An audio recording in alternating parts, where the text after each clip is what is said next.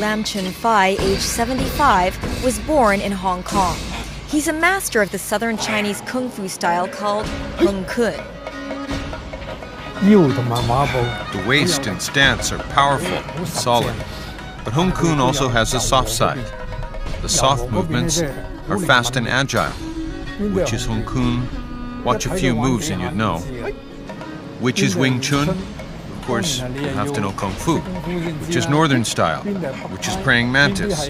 If you're a layman, you can't distinguish one from the other.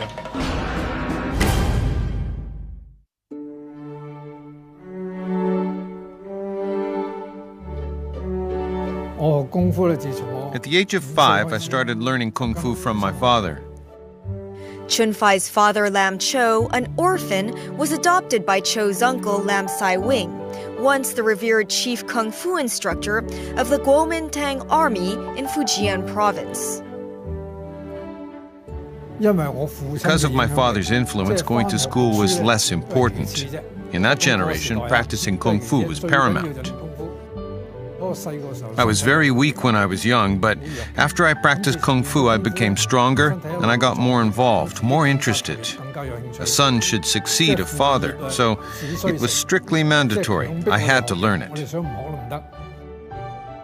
This photo, my great-great-uncle, Lam Sai-wing, I think this photo should be 100 years ago. He shot this photo when he was maybe 40 or 40-something.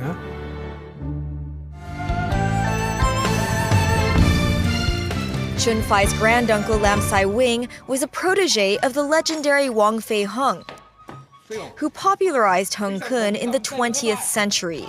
Wang and Lam have been ubiquitous subjects of Hong Kong kung fu movies and TV dramas.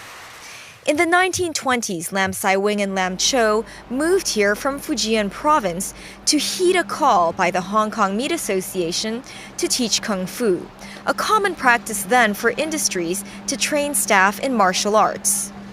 Originally, they wanted to invite Wang Fei-hung, but Wang Fei-hung asked his student Lam Sai-wing to come instead because he was too old at the time. But I can't do another. Hing Chao is a writer and expert in southern kung fu styles. Lam Chun-fai is Hing's Hung Kun teacher, also called Sifu or master. I would reserve the term grandmaster to the father or teacher of my teacher. Because people tend to use grandmasters, both in English and unfortunately in Chinese, rather inaccurately today. It's a great master and therefore it's a grandmaster. It's wrong. It's completely wrong. The Lam family, on the one hand, they have preserved the inherited teachings, but they have also played a very critical role in bridging the gap with Northern martial arts. Through Nammu, a martial arts institute founded by Lam Sai-wing. Through this institution, they brought about an unprecedented, I would say, level exchange between Northern martial arts and Southern martial arts, which in turn were instrumental in creating more hybridized styles of martial arts, which are unique to Hong Kong. It invited Ken Takai to teach here. Ken founded the northern style Tai Shing Pekwar. Its saber routine is now part of Hung Kun. This is considered one of the signature repertoire in Lam family Hong Kun today. Lam Cho and Gun Dahai, they were lifelong friends. A lot of their students exchange techniques through observation, particularly when they have learned from the counterpart from the other style.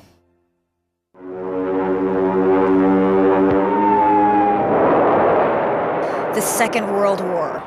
The Japanese occupied Hong Kong. The Japanese occupation was chaotic times. Robberies were rampant, nothing to eat. The Lams were running a few kung fu schools by then. People urged my father to come forth with his proteges to protect the community. They didn't have guns, only sticks. It was like neighborhood vigilantes. Each protectee would stick his vigilante's name on the door. Many gave my dad face and didn't rob all those who stuck my dad's name up. After the war, Lam Chun-fai began teaching Kung Fu. He was about 12 years old. I helped my father to teach as an assistant. Taught at 4 studios. One was in the Blue House in Wan Chai.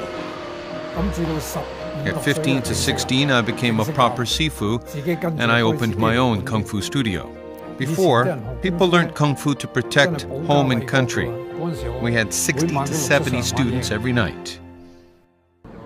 Now it's like a sport to boost physical fitness. After a few lessons, some students feared hardship, some lost interest. Soon, only a few remained. You can't make a decent living teaching Kung Fu. His students follow him back to Hong Kong.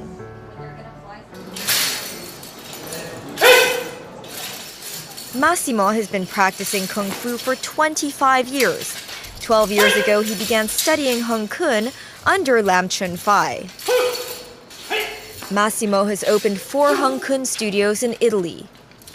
The Sifu Chun-fai gave me the possibility to have the black uniform of our style, and it told me, okay, now you can also teach in Italy, and because now you are Sifu of our style. Pavel teaches Hung Kun in the Czech Republic.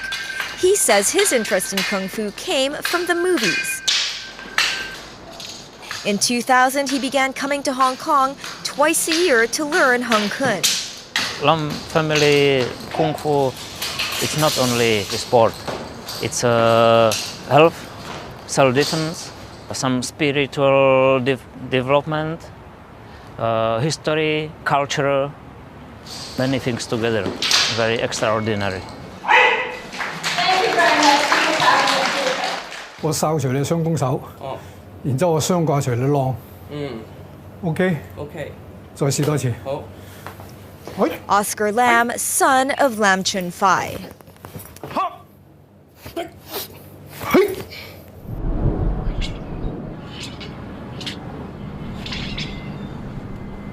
I believe if my dad had forced me to learn when I was young, my Kung Fu would be much better now.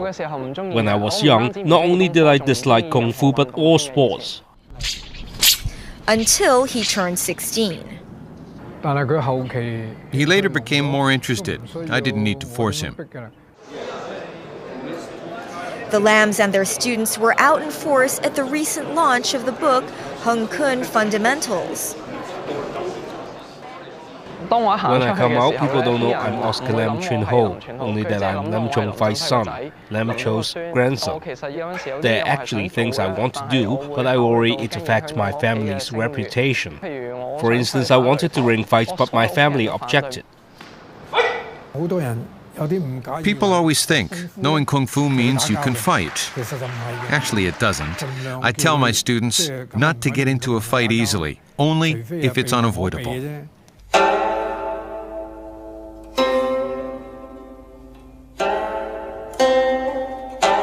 Kwok Wan Ping, age 75, says as a boy in Guangdong province, he practiced martial arts to protect himself. When I was 15, 16 years old, I was weak and often bullied by others. So I pushed myself, and I became muscular for a few years. Kwok attended Guangzhou Sports Institute after high school. In 1960, Kwok won the Chinese National Championship in Tai Chi and became a Sifu. He also started learning Wing Chun, another Southern Kung Fu style. Kwok's Sifu is Shum Neng. His grandmaster, Yun Kei-shan, was among the first masters of Wing Chun in Foshan, a contemporary of Yip Man. There were a lot of people like Ip Man in the 1940s, 1950s, 1960s who came to Hong Kong and were more established because they were professional teachers before they even came to Hong Kong than Ip Man. But Ip Man catapulted to fame. Obvious reason is Bruce Lee. Everyone asked, who is the teacher of this great martial artist? And the answer was Ip Man. We tried our best to practice, didn't dare slack off. Wing Chun has 12 hand techniques. We have to do each move at least 100 times. For 12 hand techniques, we'll have to practice 1,200 times. My Kung Fu stream is Feng Xiu Xing. Sifu taught me until 1967, when I found a chance to escape to Hong Kong. Joining legions of mainlanders fleeing the Cultural Revolution. Martial arts was seen by the Red Guards as a relic of the past. In Hong Kong, Kwok Wan Ping, then aged 27, worked in a factory and taught Kung Fu in his spare time in parks around Kowloon. I had no place to teach. I was very poor. I moonlighted, teaching in the morning or at night. In 1969, I opened my Kung Fu studio here. Still here, never moved. We had 20-something people in a class. In the 70s, Hong Kong students were willing to practice because there wasn't much entertainment. Youths today have changed. They've lots to play with, so they don't practice hard. They fear hardship.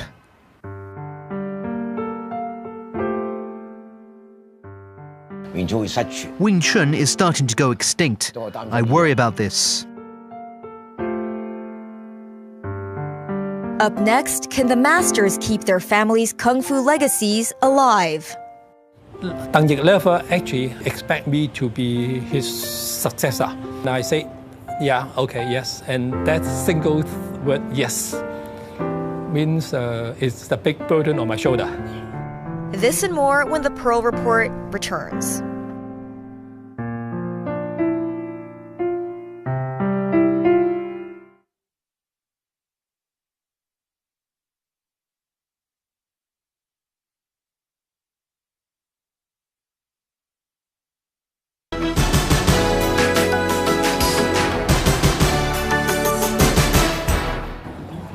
Welcome back to the Pearl Report. Some popular Kung Fu styles are dying out with their aging masters as public interest wanes. Experts say Kung Fu is at a critical juncture in Hong Kong, and keeping it alive is a challenge for many Sifus.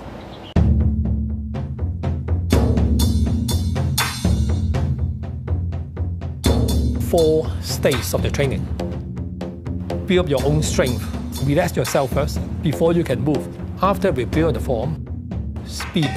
And that has to combine with the strength and the flexibility that we really can do things quick and attack and hit. You don't know what's coming. When it comes, it comes. Right? And also win means we will be from an internal power, the chi. Hong Kong-born Michael Tang is an engineer. He designed this velodrome in Chung Kwan O, as well as Pacific Place and the Convention and Exhibition Center in Hong Kong. In Macau, he did the Wynn and Galaxy resorts. In the world of martial arts, 63-year-old Michael is a master of Wing Chun, a southern Chinese Kung Fu style. He teaches it in his spare time.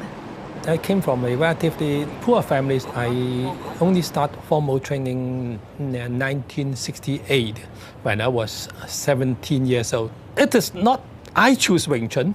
I would say possibly Wing Chun chosen me. Michael is the grandnephew of Tang Yik, a renowned Wing Chun master. Tang Yik, he was very conservative, very selective in his choice of disciples, and hence it was and still remains a very much family affair.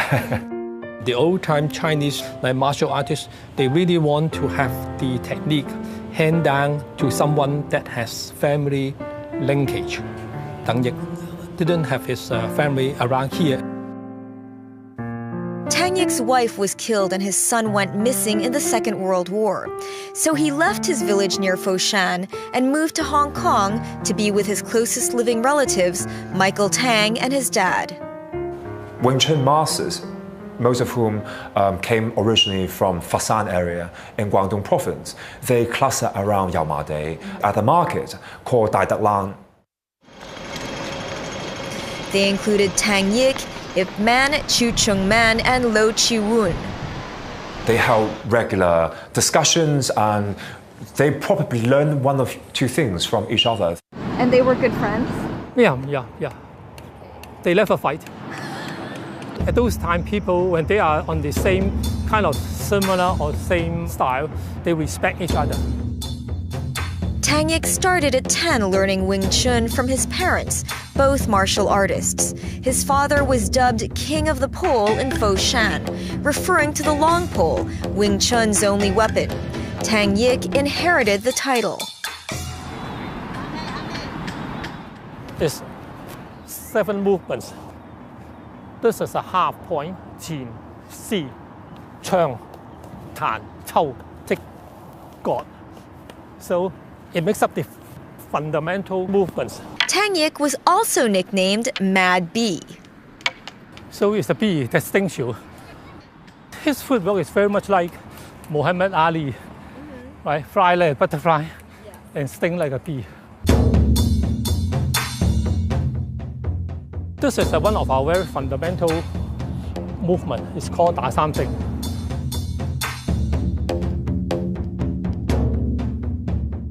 Like hitting 3 stars.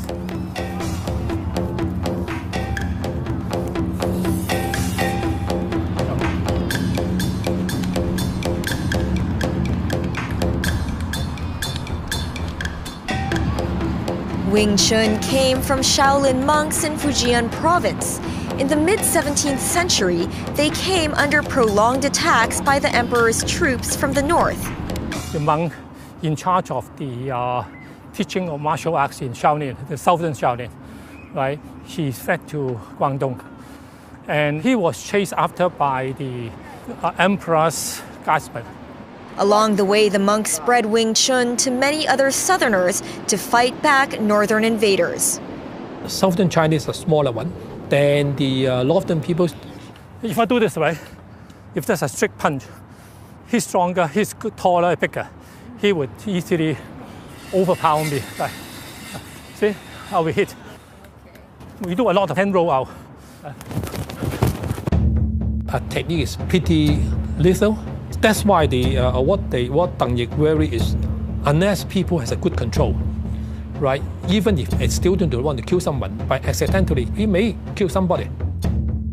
Michael says Tang Yik used to avoid taking on students with links to triads. Old days, Kung Fu practicing a lot of time is related with fighting, with possibly triad gangsters. So if your student or his students do something bad, that bad luck could come back to him. When Tang Yik was in his 70s, he actually once called me in and asked me, techniques are good, very good, and this is the family art, so please keep it for him.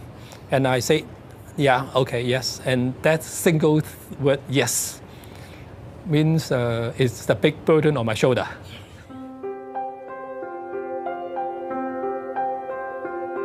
A lot of the old masters are still around. Many of them are above 70. So we are in a very critical juncture. What are we going to do with this knowledge? And what we decide to do with this knowledge, and whether or not these masters have the opportunity to actually pass down the inherited teachings, will determine whether Hong Kong will continue to be a hub for Chinese martial art.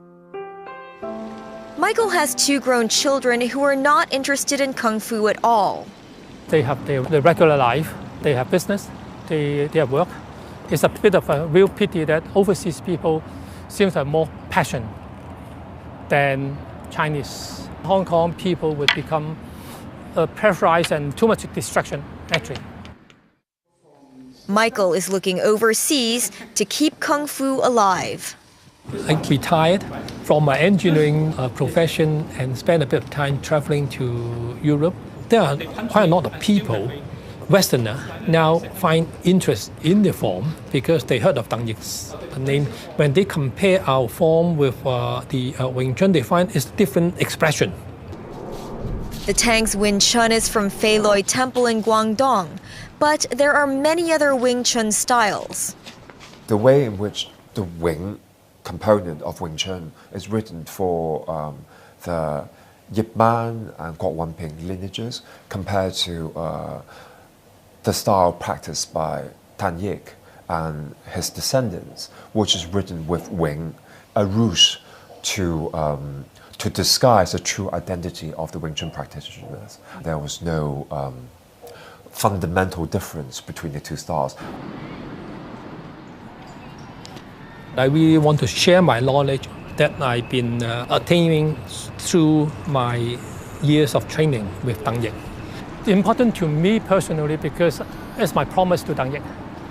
Practicing from him would, I would say, be instrumental to how I develop my character. Michael's mission now is to find a successor. Do you think you'll be able to find a protege here in Hong Kong, or do you have a feeling it will be outside? It depends on fate. The 75 Wing Chun master Kwok Wan Ping has a successor, his own son. When I was 6-7 years old, father guided me to practice some Kung Fu for physical fitness or to have another tool to protect myself. My interest grew as I practiced Kung Fu. When I was small, I got prizes if I did well. If I did badly, I was scolded.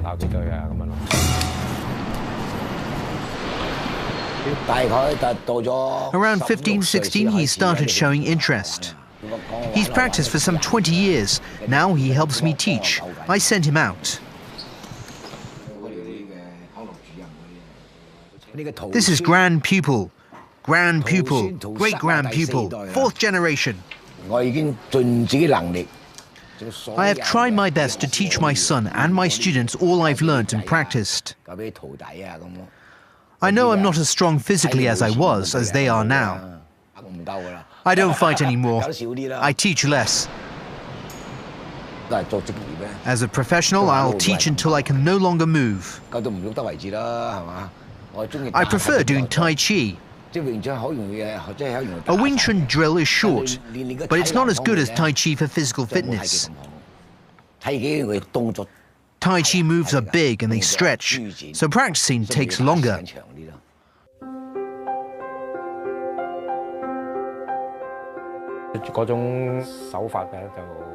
The method is more sophisticated, and the sticky hand requires a lot of touch and feel.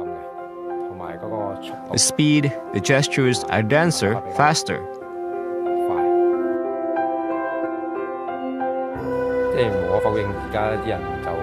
People are less persevering than in the older days. Wing Chun is easy to learn but hard to master.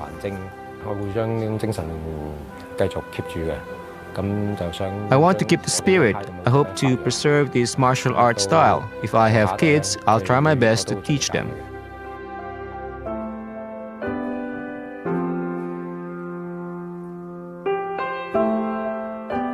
Well, thank you for watching our show. It will be re-aired on Tuesday and Saturday, as well as on tvb.com. Until next time, from the Pearl Report team, good night, good luck, and good health.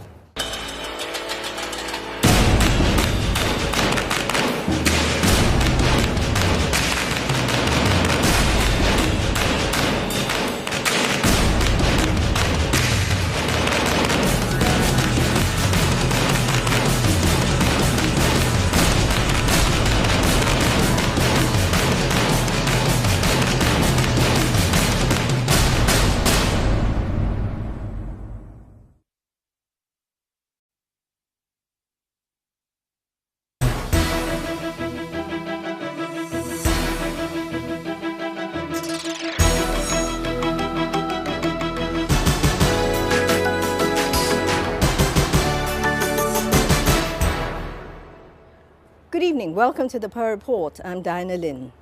Dozens of Chinese martial arts styles are being practiced in Hong Kong, but most people are familiar with just a few that have become part of popular culture. Many other styles have vanished as practitioners lose interest. In the second of our two-part series, producer Melissa Hekolea looks at lesser-known Kung Fu and how keeping them relevant might ensure their survival.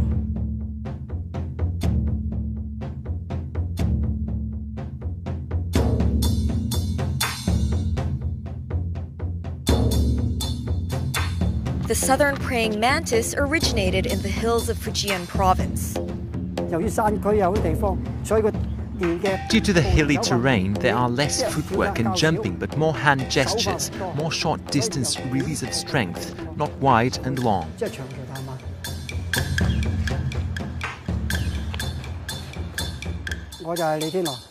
I am Li Tin Loy of the East River Chow family praying mantis. I was born in 1954 at Shatin's township office.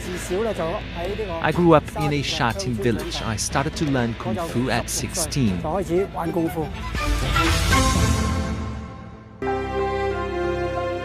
For 7 years, Li spent his free time practicing with Yip Sifu. I usually went to him after work. And on his days off, at 11 a.m. I practiced Kung Fu until 1 p.m. I would have lunch with my Sifu. After that, at 3 p.m. I practiced again until 5 or 6 p.m. After Sifu officially retired in 1989, I went to Sifu's place every month to Yamcha.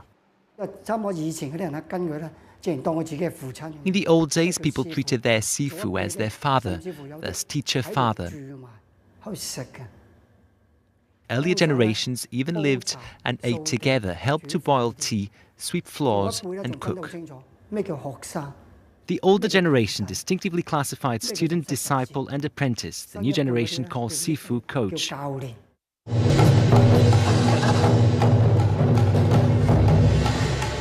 Hing Chao is a martial arts practitioner and founder of the International Gongfu Association and the Hong Kong International Kung Fu Festival. Both seek to preserve martial arts. International Kung Fu Festival is intended to be a cross-sector collaboration to show people what martial arts means, what are the differences between Kung Fu, historical development of martial arts. A master ordinarily in the past will observe a student over a period of time before deciding whether or not to take him on board. If he decides to do that, then he will impart all the skills, all the secrets to that disciple.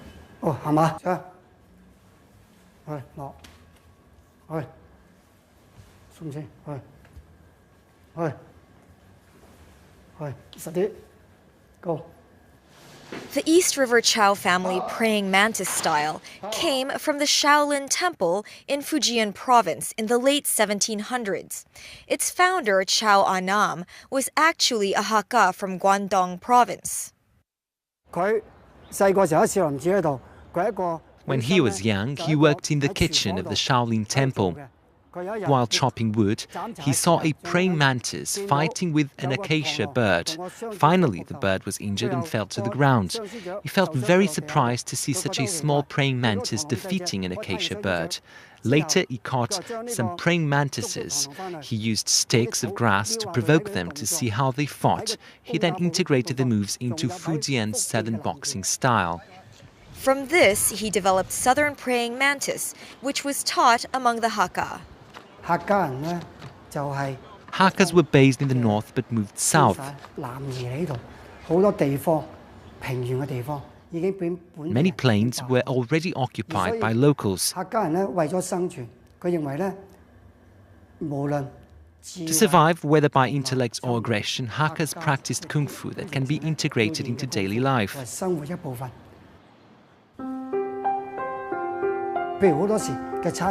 This hand wringing is like how people used to ground rice and grains. This hand holding onto here, lifting the basin.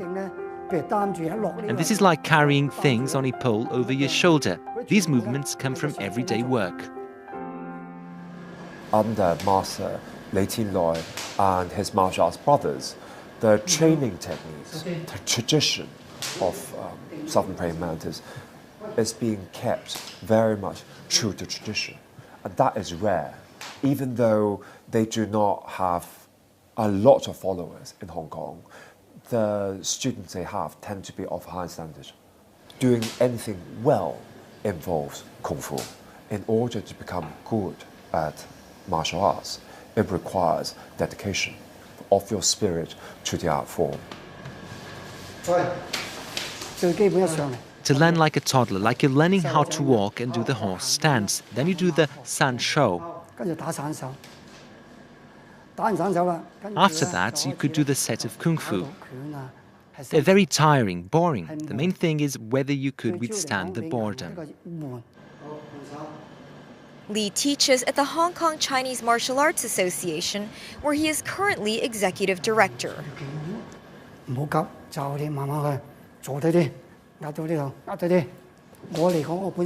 I don't need many students. Like here, I'm teaching 2 to 3 people, sometimes 14, my maximum quota.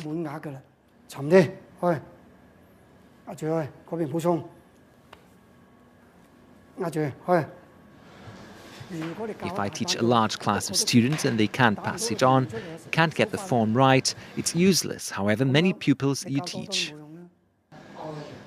Traditionally, Chinese parents would send intransigent children to learn from a Kung Fu master. They expect the martial artists to instill a sense of discipline and correct behavior and respect into the students. So I think these are micro and community levels in which martial artists continue to play a role in society today. I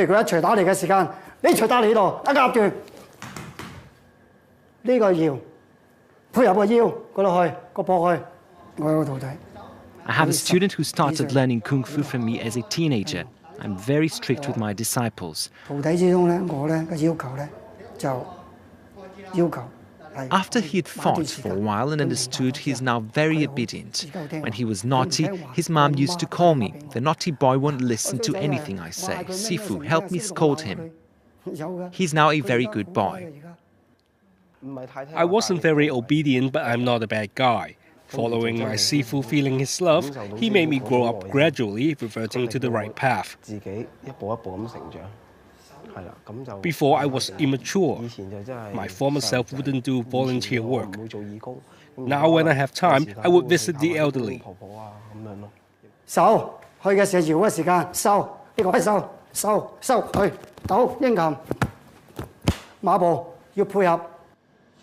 Founding Master Chow Ai-nam predicted southern praying mantis would last 7 generations. Our family of Kung Fu has a history of 222 years.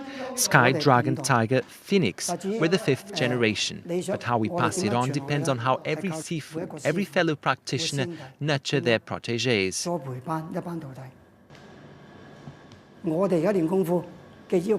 The requirements of current Kung Fu practitioners are far different from those in my grandmaster's time. If every hand movement, footwork and form of southern praying mantis are totally not up to scratch, this family of Kung Fu would lose its style. From the perspective of culture and research, to the extent that it has preserved many facets of training which were once popular in Southern Chinese martial arts, dwindle to only a few styles, which have kept these traditions alive, Southern praying mantis being one of them. Practicing Kung Fu is tough. Some people have to earn a living, so many Kung Fu styles are already lost. Hakka tradition, it remained relatively unknown outside of the martial arts community. Tiet Ngao, praying mantis, Lam Ga Gao, Lao Man Gao, etc., which are Hakka lineages who have an important role in the historical development of Southern Chinese martial arts, but which are so obscure that even martial arts practitioners at large don't know about them. Many Kung Fu styles I had heard of when I was little have become extinct in Hong Kong. No matter how great the Sifu is, if he doesn't have protégés to carry on and pass it along, people grow old and the Kung Fu will disappear. Up next, martial arts masters moving with the times. Daising 50%, Pet Qua 15%. And my grandmaster combined it and simplify it and call it Daising Pet Qua. How movies have popularized Kung Fu lineages. Bruce Lee crafted his personality to represent the underclass, the exploited. The martial artist became someone much more important, someone small. Through his own training and discipline, he can empower the people around him. He can represent of people who are without power. This and more when the Pearl Report returns.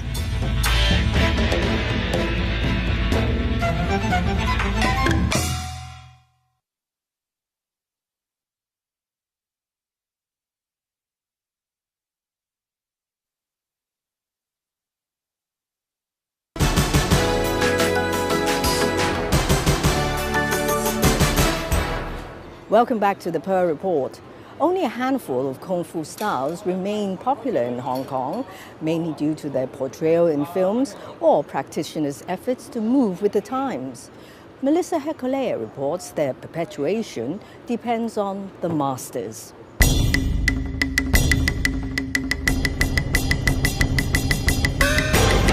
Taishing Pekwar is one of the few northern martial arts that became popular in Hong Kong, where southern Kung Fu dominates. It was created in the early 20th century by a native of Hubei, Kanta Kai, who combined Taishing, or monkey Kung Fu, he learned from his sifu, with Pekwar, which he got from his father, Kan Wing Gai, a famous military Kung Fu master. While working in Shanghai, Kan was invited by the Namo Association to teach Taishing Pekwar in Hong Kong in 1930.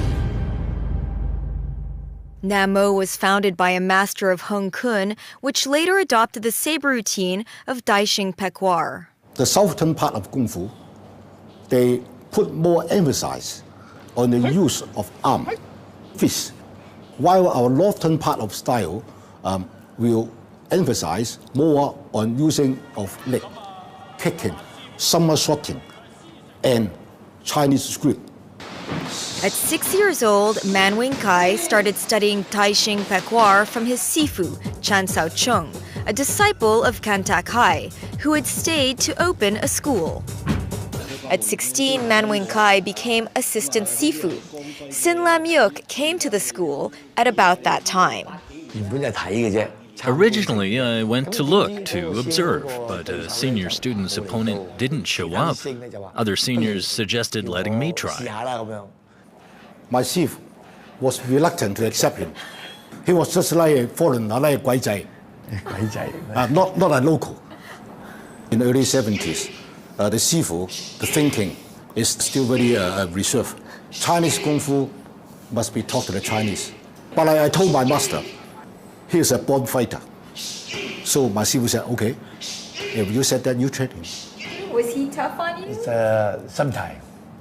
Right. Usually very hard. But he can meet my requirement. Martial arts is not about fighting, but being prepared to fight. People will always think twice before they attack you. You do not say or do anything that you are not willing to see through.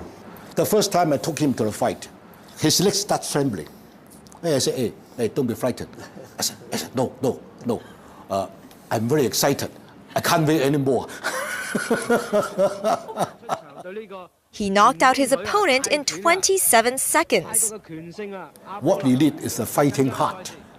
So it proved my decision is correct. 6 months training, he became the Southeast Asia Championship. Every fight he KO'd his opponent. From 1969, Chan Sao Chung sent his students to the Southeast Asia Martial Arts Championships. Sin Lam Yuk won in 1973. Then movie offers poured in for Sin. They needed many actors who know Kung Fu. By chance, I got to know some veterans in the industry. He said, why don't you try since you are a champion already, right? The earlier films tended to be action films set in early Republic of China. Many were fighting films, so I think Taishing Pekwar looks good in action. Movie star, television star, but they come to learn Taishing Pekwar because our type of Kung Fu quite well looking, quite attractive. You can jumping, somersaulting. At the time, I signed with Gold Dig Films to make 6 movies. early Republic of China action films. Sin's Sifu Chan Sao-chung was also roped into films, starring in Monkey Fist in 1974. That cemented his status as Monkey King. Chan Sao-chung is the person who held it together. Dancing Pekwa would not be where it is today. That's for sure. So I think for a style to succeed, you need to have important masters for each successive generation. And certainly Chan Sao-chung played that role, and Master Man, and indeed Master Sin, are playing that role, continue the tradition. Today, Man Wing-gai teaches Daixing Pekwa in Shenzhen. The style never changed, but the training has changed. In the old days, we would do exactly what Sifu asked us to do, very obedience. And nowadays, you can't push the student to do what you want to do. Too hard. They feel pain. So Man handpicks his disciples and teaches them for free. If you are not up to my required standard, I won't teach you anything more. He's just trained 5 pupils. They will go back to Hopei to be a Sifu. I hope Dancing Pekwa will carry on generation after generation. This type of traditional Gongfu, if we don't promote after 1 decade, 2 decades, will be vanished, no more. So it's what a pity. 1, 2, 1, 2, 4 個，4。 Sin Lam Yuk teaches both Taishing Pekwa and Muay Thai. I'm obsessed with both. Muay Thai is trendy now. In our times, it was Kung Fu. 1, 1, 1, 2, 1, 2， 4個，1、2、3、4， yeah， 多謝，yeah， 1、2。 In the 80s, Sin competed in professional boxing in Hong Kong with Western counterparts. We had to wear 8-ounce boxing gloves. We used boxing gloves 4 ounces lighter in Chinese martial arts ring fighting, so you expend much more effort for the same results. And the Western ring is surrounded by ropes, while Chinese rings were not, and were much bigger. I simplified Taishing Pekwa moves, coordinated them with ring-style fighting,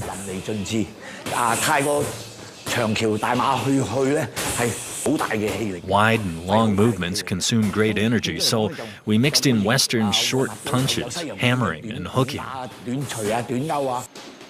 Sin Lam Yuk is now vice president of the Hong Kong Muay Thai Association. He developed in that direction. I still stay in the traditional Dancing Pekwa Kung Fu. So we try to promote in different way only, but the result is the same. Choi Siu-ming started at age 5 acting in Cantonese operas. The fundamental skills of Cantonese opera and martial arts are totally the same. We have to practice waist and foot skills, somersault, pouncing, etc. So when I started learning Kung Fu at 9 years old, I adapted quickly. At 21, he started directing his own martial arts films. I felt I had to learn many different Kung Fu styles to use them in my movies. I learned Hung Kun, the real Wing Chun. As long as I can use it in my movies, I'd learn it under a renowned Sifu. Through movies or dramas, people can get to know some of China's forgotten Kung Fu treasures. And through storylines, characters, and cinematography, promote the specialties of the families of Kung Fu. In 1981, Choi produced the TV drama The Legendary Fok, based on a contemporary Kung Fu master. Many thought it would flop. He thought the story has a compelling and important message to convey to the wider audience. It became a phenomenon in Hong Kong, and it transformed the whole TV thing in mainland China as well. Choi's latest TV series about the Tai Chi mantis style is set in China in the mid-1890s. In the Sino-Japanese War then, many urban heroes emerged, including a praying mantis Grand Master, who was very patriotic and loved his people very much.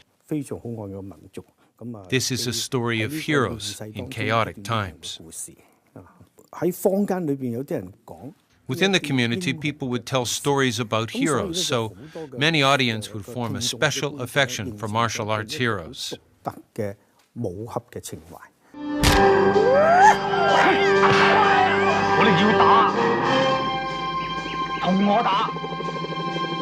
Hong Kong had its own kung fu hero. In the golden era of Chinese kung fu movies, when they spread internationally, Bruce Lee was at the pinnacle. Bruce Lee projected a completely different image of martial arts. Whereas before it's something that is tacked to the past, Bruce Lee brought it back to contemporary times and make it exceptionally cool. He's not just a normal actor or superstar. He's a martial arts master in our hearts. Kong Chi-kung was so impressed, he sought out American-born Bruce Lee's chief Chinese disciple in the U.S., Ted Wong. Every year he came to Hong Kong and I attended his seminars until he noticed me. My Kung Fu brothers told him I was already a Wing Chun master. Besides Wing Chun, Kong had studied Tai Ching Pekwa under Sin Lam Yuk. In 1999, he became Ted Wong's disciple. He only took on 6 people in Hong Kong. I was one of them. Unlike Chinese traditional sifus, he was very patient in teaching you. He likes asking us if we had any questions, if we understood. Ted Wong taught Jeet Kune Do, invented by Bruce Lee. It incorporates fencing, boxing, and Wing Chun. The concept of Jeet Kune Do is to abolish things not suitable for you and simplify what's suitable, best into one step that includes time, speed, position, and rigidness. It's in line with Wing Chun philosophy. Bruce Lee learned Wing Chun from Yip Man. Now Kong teaches both Wing Chun mixed with Jeet Kune Do. In Wing Chun, there are some repetitive movements, but in our Jeet Kune Do fighting, we are here. He hits me, I hit him here. Even if he hit me, I've already kicked him here. Even without hands, I can intercept him. Bruce Lee summed up his philosophy in a note to Ted Wong. It says one must be loyal to one's martial arts. Years afterwards, the most powerful martial art is your own freestyle martial art. Martial arts that survive seem to have moved with the times, gleaning the best from other styles or honed by new masters, perfected with each generation. If you look at the term Kung Fu, this is a Buddhist term. Kung Fu does not just refer to martial arts. Anything that requires cultivation, perseverance, time, that is Kung Fu. And through this, you discover something that's eternal, something that's universal. You discover the great Tao. Well, thank you for watching our show. It will be re-aired on Tuesday and Saturday, as well as on tvb.com. Until next time, from the Pearl Report team, good night, good luck, and good health.